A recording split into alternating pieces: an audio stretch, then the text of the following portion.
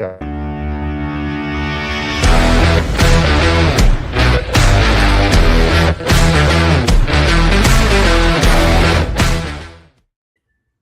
What's up, guys? Connor Ferguson here with Eric Bridger, back for another episode of Always Race Day Dirt Podcast. 1 week ahead of the Kings Royal, a couple days removed from our buddy JJ Hickle's big one at Knoxville. Tyler Courtney wins on Saturday. We'll talk about that. Some Knoxville Nationals entries are in. Sammy Swindell going to be racing in his 50th Knoxville Nationals. We're going to talk everything there, all the drama and the penalty we had a silly season change in the last 24 hours too, so plenty of stuff to talk about.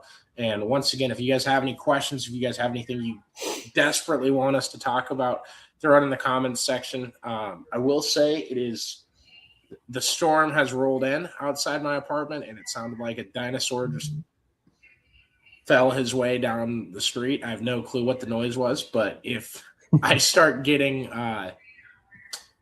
glitchy on the internet stuff, if it starts lagging or anything, let me know, please, so that we can at least try to avoid it a little bit. And then we'll let you guys know what next week we'll do schedule-wise. But before we get started, I want to tell you all to head over to shoptrackthreads.com. Pick yourself up some Always Race Day merch. You can get Sawyer Phillips stuff on there. Got his wing in the back. Tasker Phillips, Cade Higday's on there. The guys at Knoxville Knights are on there. Dustin Selvage, more and more. Ryan Levitt's company. Support you guys that support dirt track racing. They do a phenomenal job. And all our stuff is on there at shoptrackthreads.com. And then last thing before we hop into everything, every business needs AI right now, but nobody knows quite how to use it. At ProfitMachine.ai, they've got a dedicated development team, live weekly coaching calls, sales scripts, and pitch decks, as well as access to a private member community with 200 plus AI advisors. Go to ProfitMachine.ai and they can help you out today. There's a 8-question little questionnaire. It took me about 90 seconds to get through the whole thing. They're pretty selective with their clientele, but if they like you, they will be able to help you out. So ProfitMachine.ai, appreciate them for being the presenting sponsor of our show and helping us make everything that we do possible. So Eric, how you doing, man? Good. I was able to catch some fireworks and racing and 4th of July stuff. And it's been kind of a little bit quiet on the racing forefront, but it should be picking up here pretty soon. It works out this week for the thing, for not having a show last week, for the things I want to talk about. They're all pretty not as timely as they typically would be at this portion of the year. And the off weekends we had for some of the national tours this week definitely slowed things down a little bit, but there's still plenty of stuff to talk about. Where do you want to start? JJ, we can get JJ out of the way. That was a really cool deal to watch on Saturday. Him winning his first 360 race, doing it in his own car. He has turned that thing around from when it first showed up to Knoxville last year. I mean, it's a night and day different program that he's got going. And I watched the dude from afar. I watched the dude very close up, and I see how hard he works. I was so proud of him on Saturday, and it's so cool to see. Yeah, I mean, a guy that raced a lot of ASCS stuff, I think some national tour races and was on, I think, the national tour, and, jumped off for personal reasons. And, got back in to, I think he kind of relocated here for a little bit, and it kind of stuck on how it all worked out for him, with driving his own car and running a bunch of Sprint Invaders races and, kind of clawing his way into the Midwest ranks of racing and all that. And, and then now getting an opportunity to drive the Morrow car the last couple of years and this year as well too. It's been something cool to see. It's also good for him to see his first win in Knoxville in his own car, and hopefully there's more to come down the road. Yeah, and obviously, anytime you win at Knoxville, it's huge just with the history of the track and how tough it is to win there. So really, really cool to see. Tyler Courtney picks up the 410 win. What do you think of his fire suit? It was mid 2000s, 4th of July, USA fire suit. I loved it. Yeah, it definitely screamed the late '90s, early 2000s fire seal, like something out of the back in the day, but pretty patriotic, cool to wear, and I don't know, maybe it's good luck charm. Maybe he'll break it out Saturday night of nationals or something like that. So, but yeah, that was kind of cool to see. Yeah, I'll have to ask him about that if that's on the table for him. Josh Betts says good evening. He's coming down to West Des Moines this weekend. We're gonna check out the iCubs game Friday, I think, and then head over to Knoxville on Saturday. I Nice. don't know why. Huh? That's a nice. Yeah, it's gonna be a fun time. I'm excited about it. I gotta give a shout out to Cyclone Kathy. My Iowa Stars bobbleheads are over there, but I got gifted 2 of them last night going to the iCubs game with the radio guys. So I appreciate everybody that sticks with us and listens and keeps up with us and does very nice things for us. I absolutely don't deserve it, but that is super, super cool. Let's do Emerson Axum. He gets a $500 fine, no points penalty, if I remember correctly. I'm going off the dome here. No points, just probation. Just probation, but for a altercation, I believe, with Casey Jedrzak. Yeah, that's what the rumor is. Or I don't know if it's rumor or what was posted. I can't remember. But yeah, it sounded like it happened after the drivers' meeting on their Friday night show, I think it was. It's kind of surprising no one has video of it, so I don't know if it like happened, in between the trailers or what happened. But maybe it was one of those old school, catch you when you're not looking type of thing, and settle some dues. It sounds like so, but yeah. And then ironically enough, Casey was posted a picture of him, his arm in a sling, and I don't think it was from the altercation with that, but I think it was from an injury. It sounded like prior to a wreck a couple weeks ago. They were trying to get fixed up for the off weekend. You believe that? I don't know. I mean, I honestly, you think you would have heard something by now that was the case. Maybe I just haven't really looked at it, but right. It's very ironic how it's posted at the same time. You think that would have been. I would go out. I would go like the extra mile to not have posted it after that happened. Well, it just seems like if you thought you were injured, you'd go to the doctor's office Monday, but maybe you couldn't get in until Monday or Wednesday or Thursday or whatever day it was. But that's just my thought process. I was kind of shocked too that this warranted a penalty. We've seen bikes get thrown across the pit area, and yeah. I'll just say as Wayne Johnson and Aaron Reitzel, and that video was everywhere in a span of 15 minutes. It was in. We don't have a single video of this, and Emerson's getting a $500 fine. Someone on Twitter offered to pay the fine for him. I thought that was pretty cool. And whoever runs his page and his racing page and his personal page was tagging his personal account. Like, hey, go get this. But no, it's very odd. I haven't gotten to talk to either of those 2 guys. Hopefully we do at some point, and we'll see what they have to say about it. I wouldn't assume they're going to say too much, but kind of an odd deal to get a penalty like that out of something that feels somewhat trivial and somewhat small, and especially one that we have no video of. So, but yeah, it is what it is. I also kind of err on the side of there's not really.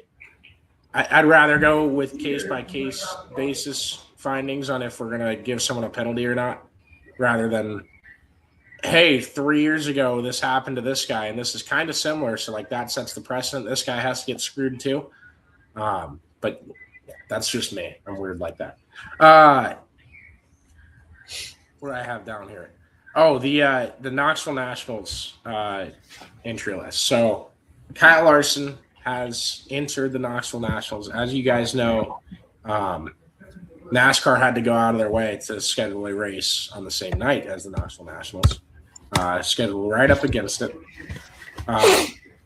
So if both races go off without a hitch, without any delays, Kyle won't be able to race in the A-Main on Saturday.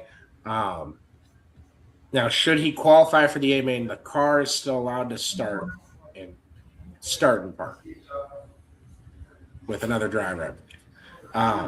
This got kind of controversial on social media when we were talking about it last week. I want to get your thoughts, Eric, on what you think the rules should be. And like, if you qualify a car in, I don't think you should not get that spot. That's $15,000 to start this year.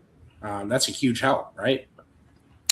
Yeah, I'm totally fine with it. Either way, I think if you qualify for the A-Main, you qualify for the A-Main. There's still I will call it a slim chance at this time, but we'll see what happens Saturday night. Whether the Nationals gets pushed back till like 2 a.m. or 3 a.m. because of rain, or the NASCAR race. Do you think they'd race at 2 or 3 a.m.? I think for people's sake, I would say so. There's 1 year they did Sunday, right? That was a very long time ago. That was before we started going. And I think this is kind of a last case scenario. And then there's been sometimes in the qualifying night has been late as well too, like starting at like 11 o'clock. But yeah, I mean, just because of how many people travel there and they want to get them out by Sunday. Yeah, because I mean, if you ever stay Saturday night at the Nationals, you wake up Sunday morning at 9 a.m. It feels like half the town's already left. So I mean, it's a ghost. It's the most depressing day of the year. Yeah, you park your car on Highway 14, and you'll see campers coming out until probably like consistently campers coming out on the road till like 2 or 3 o'clock in the afternoon.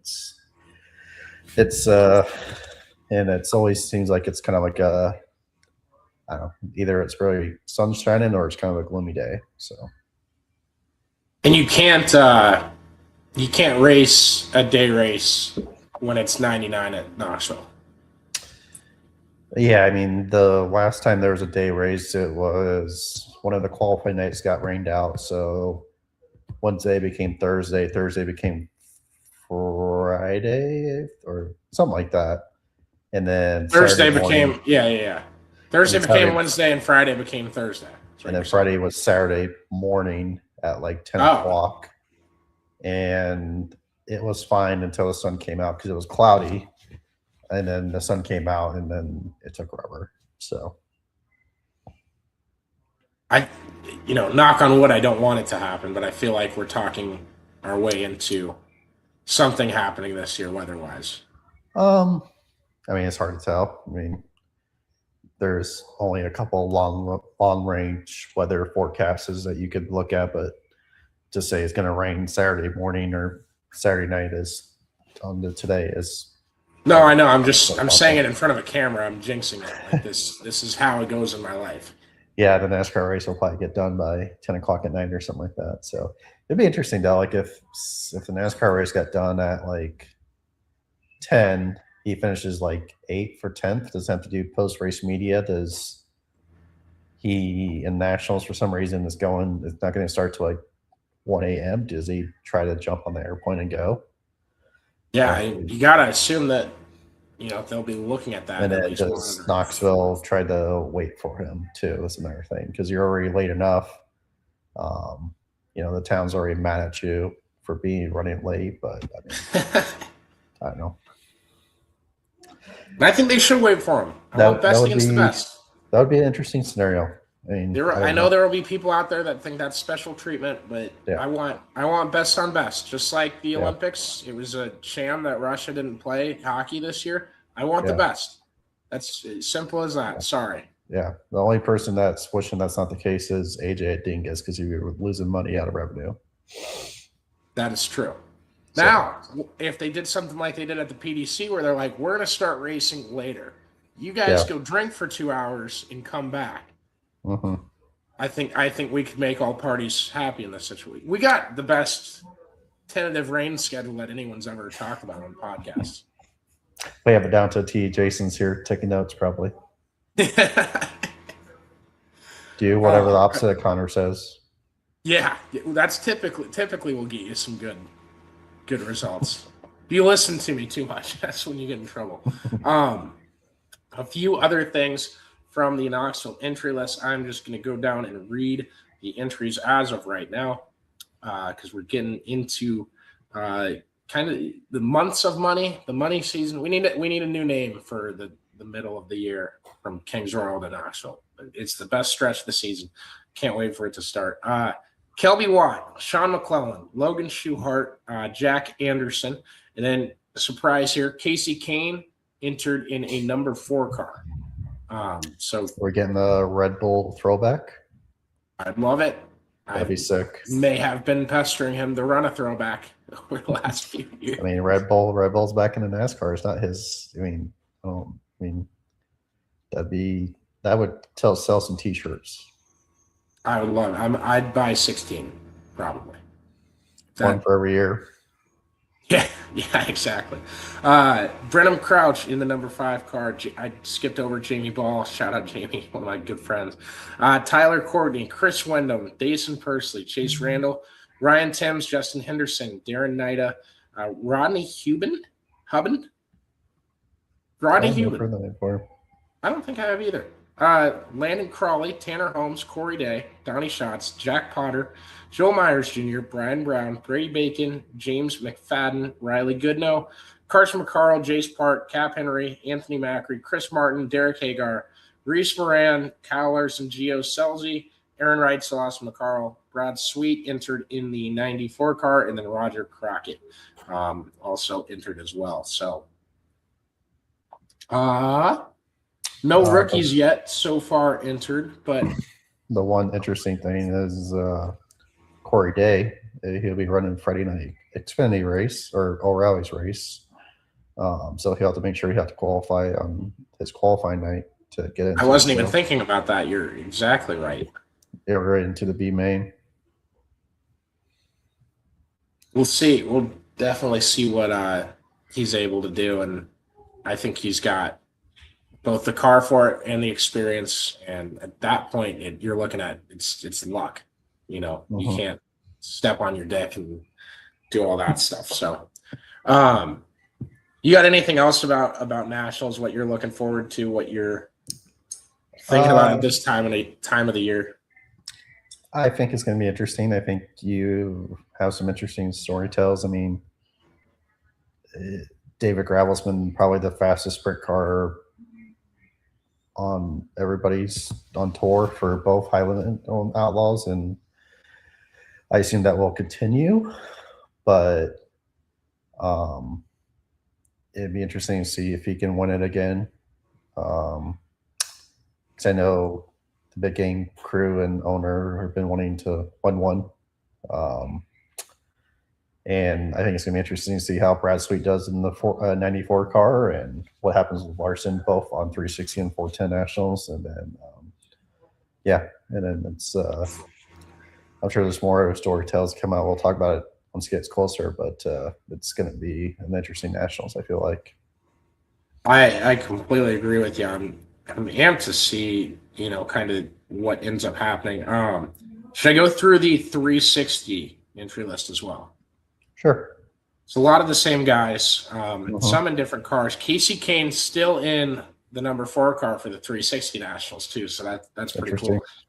Carson McCarl, Sean McClellan, Austin Wood, Zach Blurton, Cole Vanderheiden, Red Casey, Dustin Selvage, Tyler Courtney, Chase Randall, Ryan Timms, Justin Henderson, Roddy Hubin, Tanner Holmes, Corey Day, Joel Myers Jr., Brian Brown, James McFadden, Ryan Levitt, shout out our guy, Jesse Pate, Riley Goodnow, Cade Higday, Jace Park, Logan Alexander, Anthony Macri, Chris Martin, Nick Tucker, Clinton Boyles, that'll be fun, Kyle Larson, Josh Weller, Caleb Johnson, Brandon Worthington, Christopher Townsend, Gio Selzy, Aaron Reitzel, Austin McCarl, Brad Sweet, and then Cam Sorrells.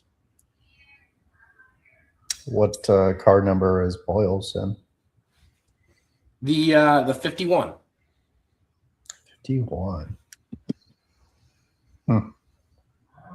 I feel like there's a 360 team at Knoxville that runs the 51, but I'm not even 25% sure on what I don't think that would be Willie Kane's car because he's ran 51 before. But especially with Casey running the 4, I feel like a lot of focus would be on that. So, yeah, I'm not 100% sure on that, but going to be an interesting deal, and we'll be there to cover the whole thing. Blessing to be laid off from the radio job, and I don't have to drive back and forth this year. We can just camp down there and have a damn good time. No car accidents. No car accidents. Well, that wasn't Nationals, thankfully. Yeah. What was I going to say? We will be at the Kings Royal next week, and I want to talk about that in a second. You want to talk that or Hank Davis first? Oh, we can talk about Hank Davis. Kind of split it up a little bit, so we just talk about Knoxville. Yeah, so Hank Davis was relieved of his duties in the 17 GP car with the High Limit Series. He put out a statement. He sent me a text that I was going to read, and I don't like reading people's texts on air without asking them. And I got it right before the show started, and I didn't get a chance to ask him. So his statement said the 17 GP team has made the decision to relieve me of my driving duties effective immediately. While this was not my decision and certainly not the outcome I had hoped for, I'm grateful for the opportunity to have driven for the team and for the experiences gained along the way. I want to thank my family, sponsors, and everyone who has supported me throughout this chapter. Your support means more than you know. I'm looking forward to whatever opportunity comes next and see where this journey leads. I can't wait to get back behind the wheel when the right opportunity comes along. So it's tough to say whether he's going to try to pursue still racing high limit full time and what that would be able to get him if he could, make it feasible with however many teams it takes, however many rides, or racing it himself. The next high limit race is Fremont this weekend. Oh, Monday. Okay. That's why I was weird on the date. Yeah, you're going to have high limit guys are going to be racing like 5 or 6 days in a row, something like that. Yeah. Monday, Tuesday, Wednesday, Thursday, Friday, Saturday, if they wanted to. I think the Tuesday show is like an outlaw show. Yeah, Tuesday's the Doty. Wednesday, Thursday's the high limit, whatever, spin the wheel, Connor Ferguson special. They're both both of them are. Or are you talking about the Joker's Jackpot and what they call that? Yeah, I think that's Friday Night Outlaw show, but Connor's favorite wheel of misfortune. Burn that damn wheel. There's probably a 18 on the wheel now, going to enter 18 cars. I know one thing, they're too scared to put zeros on there. No zeros. They don't believe in zero inverts. Should I do a UFC face-off with the wheel? I think the lowest number is like a 4 on the wheel. I will butter up the sweet humans in the media center at Eldora, and we'll do like a little face-to-face what they do in the UFC. We'll do a poster. If the wheel's out of commission, we know why. Yeah, exactly. Josh says we know Connor loves an invert wheel. So when I went down there years ago, I think for the Million was the first time I was down there. I'm staring at this closet and it's open, and the wheel's just sitting right there. And I'm like, man, guys, I'm 10 feet away right now. It wasn't the same wheel they used. It was a backup wheel that was smaller. It was the old one they had. So they had the big one, they rolled it in. And I was like, oh, thank goodness I didn't go and break that one. Would have looked bad. But no, it should be a fun weekend out there. We're still talking Hank, kind of. That kid's a phenomenal driver. Give him some time and some, a leash to learn on. And I think he can definitely make some steps. He's got the makings of a guy that can deliver. And I've watched him deliver in the clutch, racing an unsponsored midget to a Chili Bowl prelim win. Like, Yeah, there's I think this is his first 410 national tour season. So I mean, yes.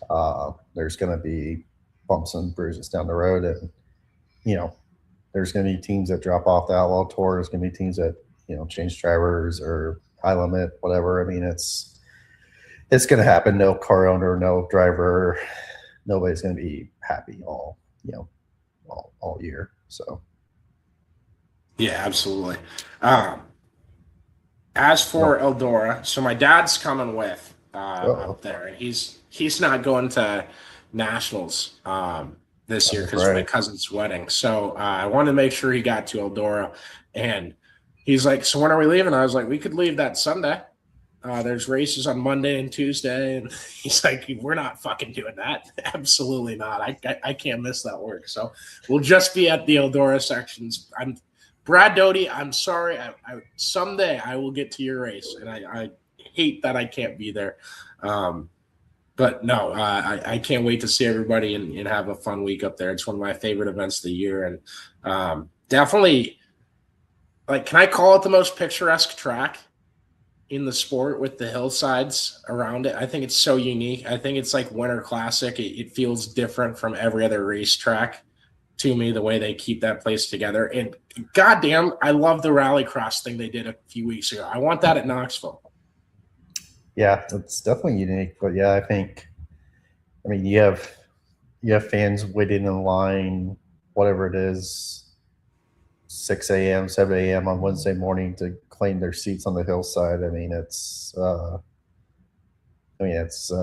don't know if you actually have to do that or what to get a good seat, but yeah, I've never been before, but it's definitely, a racetrack in the middle of nowhere, and like the nearest hotel room's a half hour away, but even then that's booked and price gouged. You're looking at staying like 2 hours away. So it's definitely like a camper's paradise. And they got space for camping for days. Yeah. I mean, I'm sure you could still get a spot right now if you wanted. You might be sharing the shower of Connor to get clean a couple days, but well, they have these little shower trucks, and you go and get in line for them. You make some friends in line. Did I tell you my shower story? So typically, people are going to think I'm telling this about myself, but I swear it was somebody else. So I'm sitting in line, and you're on a one in, one out basis, right? Mm-hmm. So me and the guy in front of me see two guys come out of the shower, and then us two walk in. And once I get situated with the 6 shower stalls and the little camper thing, whatever you want to call it, it's nice. It is nice. It's cool that you have a shower at a dirt track. There's only 2 in the country with it, I think, between Knoxville and Eldora. Mm-hmm. But I go through and I'm walking down, and I come back. I had to come back outside because there's not another stall. So 2 guys came out of one stall, and I had to get back in line, and they're like, "What the hell is that?" I was like, "I don't know. You saw 2 guys walk out, right?" Somebody wasn't honoring the honor system, I guess. Maybe they were honoring it too much. I don't know. Yeah. They paid for the shower. They're going to have to get the full experience, I guess.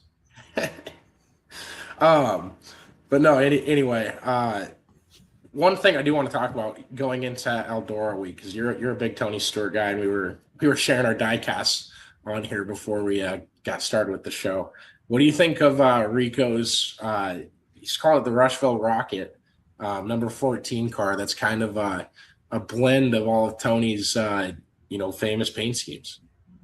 I like it. I don't know if I would have chose the red like they did. I know they tried to do everything with it too. I think it would have been too much to have a Home Depot orange.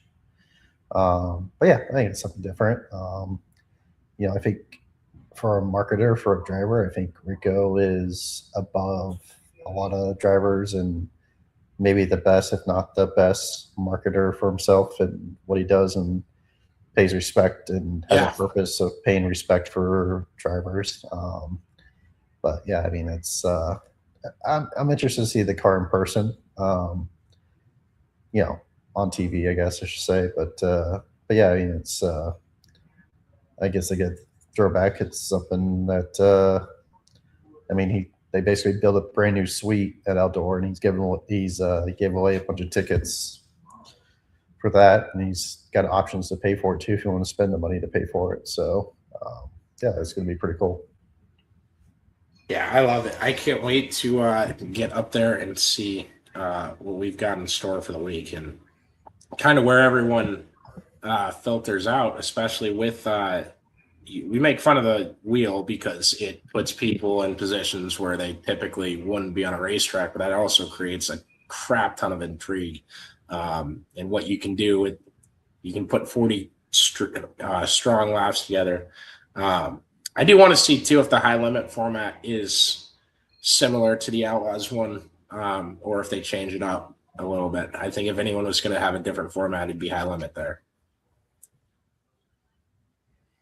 Yeah, I don't know. I know the high limit, one of the races is a split show. So basically two qualifying groups, 2 B mains, 2 A mains, that type of thing on one of those nights. I wonder.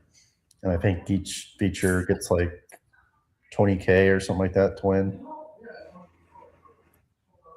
So I was just going to say, I wonder if they have the format up, but I don't think they do. probably not yet, if they're changing it. So, and I haven't been like tipped off that they're doing something different or anything like that. I'm just speculating openly here. But it's going to be a fun week. It's going to be filled with, it's a sprint car major. So I'm amped to get there, amped to see what it's all about. And it is getting like, I don't know if you can hear it. It's like obnoxiously like loud and then quiet outside. So I've got some things I got to get done tonight. Are you good? Do you have anything else you want to say? Yeah. No, I'm all good, man. Awesome. We'll get so next week we could probably do post-race of the Doty, but that's late, so I don't want to ask you to do that. So it might be me and Glenn. And if not, we'll do something. We'll have content Wednesday through Saturday the whole time, and we'll probably have the asphalt show either Tuesday night with me or Wednesday night without me. So thanks to everybody for tuning in. Thanks for coming on, Eric. I appreciate it. Go visit profitmachine.ai today for help with AI in your small business, and also shoptrackthreads.com if you want any Always Race Day merch. We got some new stuff coming. The Lab Cars Have No Rights shirt on the way, and then the Dirt and Beer shirt for Sean. So appreciate you all. Eric, anything? Check out Connor's socials next week. Whether it's Always Race Day or his personal page, he'll have some pretty good interviews post or pre-race. So he does a pretty good job. You. You're welcome. Appreciate it. All right. Yep. See you guys. Love you. See you at the racetrack. Appreciate you all. Enjoy the weekend.